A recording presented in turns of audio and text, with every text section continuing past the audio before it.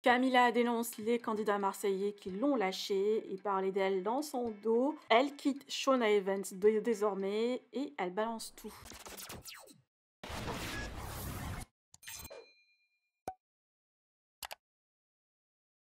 Suite aux confessions de Camilla sur les mois difficiles qu'elle a vécu dernièrement, non-paiement de Magali Berda, de sa dépression et des tensions avec Noré, elle a décidé de balancer aussi les agissements de certaines candidates à qui elle leur a ouvert sa porte, invitées à manger chez elle.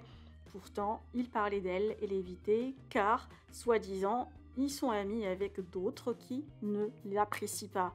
On a bien remarqué que Camilla ne voit plus Jessica, Thibaut, Maïva et Laura parce que tout simplement, ils sont proches des tantis. Et lors des derniers tournages, Julien et Manon ne s'entendaient pas avec Camilla et Noré. Je vous laisse avec toutes ces explications et surtout sa grosse décision d'avoir quitté officiellement Shona Evans et arrêté de parler aux Marseillais. Que pensez-vous? Partagez avec moi vos avis en commentaire et n'oubliez pas de liker la vidéo et de vous abonner à la chaîne. Vous savez aussi, un truc qui est important de garder en tête, il y a des personnes avec lesquelles vous ne me voyez plus du tout, ici à Dubaï, parce que j'ai plus envie de les fréquenter. C'est des gens qui se sont pas mal réjouis, notamment quand on était dans ce mood de télé, qui se réjouissaient de tout ce qui se disait sur nous, parce que je sais tout forcément. On a des gens en commun, on travaille avec les mêmes personnes, on sait beaucoup de choses, mais il y a eu tellement de réjouissances et de gens qui faisaient les hypocrites avec moi. Il y a eu des gens qui, à un moment donné, n'assumaient même pas de me parler, parce qu'ils avaient des potes qui disaient que tu dois pas le voir à elle, il a dit ça, ils ont fait ça dans telle télé, tu dois plus les fréquenter.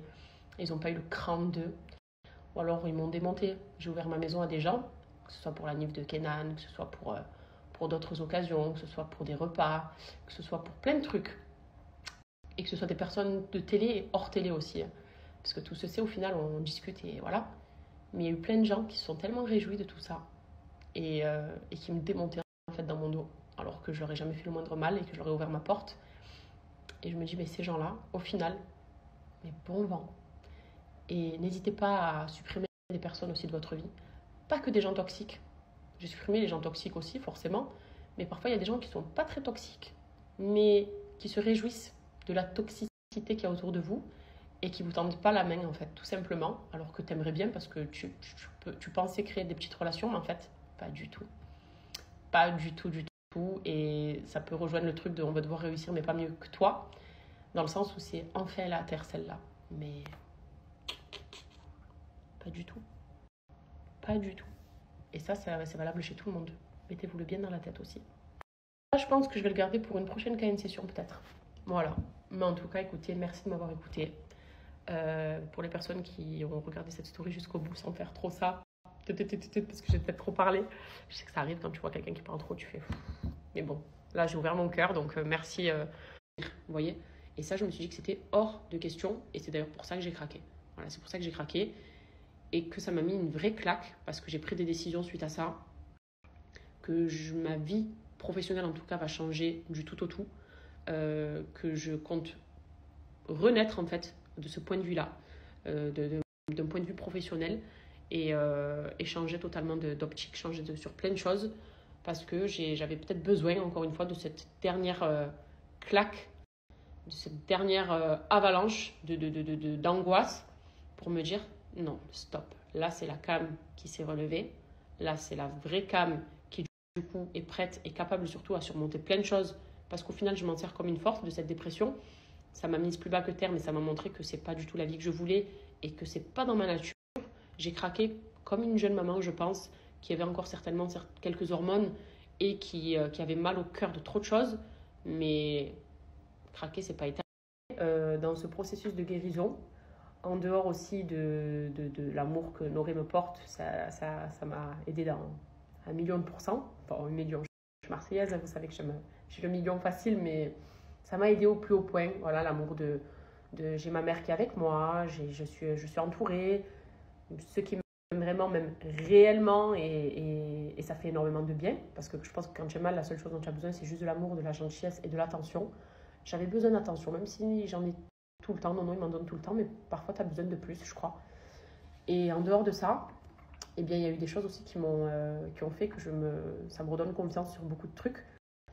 Et notamment, j'étais pas sortie de cette phase de dépression et j'ai reçu l'invitation au Festival de Cannes, souvenez-vous. Donc c'était fin avril, début mai, il me semble.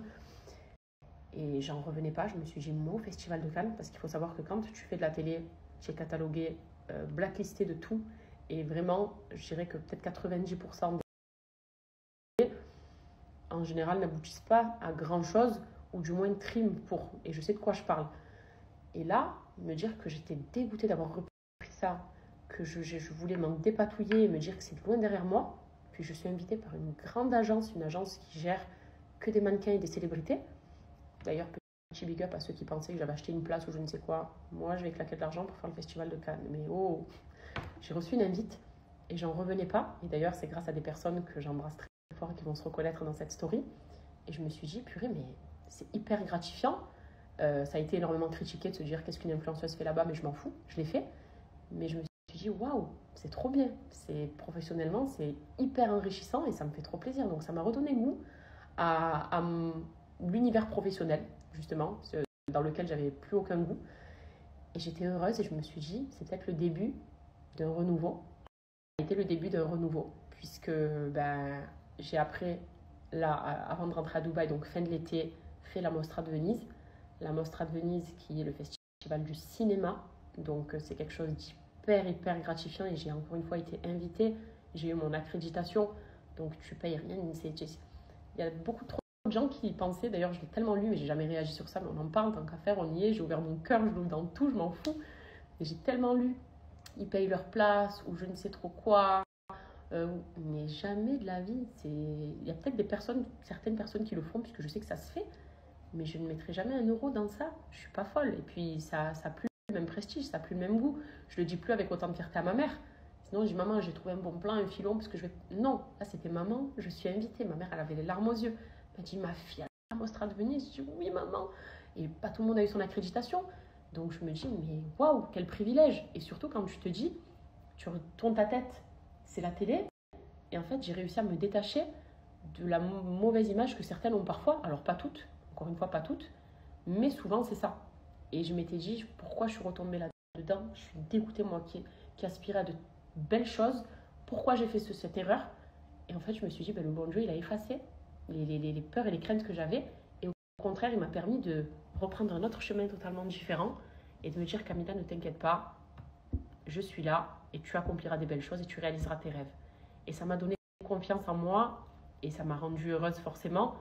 Et je me suis dit, même s'il y a des choses qui ne vont pas, ça, c'est des petites preuves qui font que ça va aller.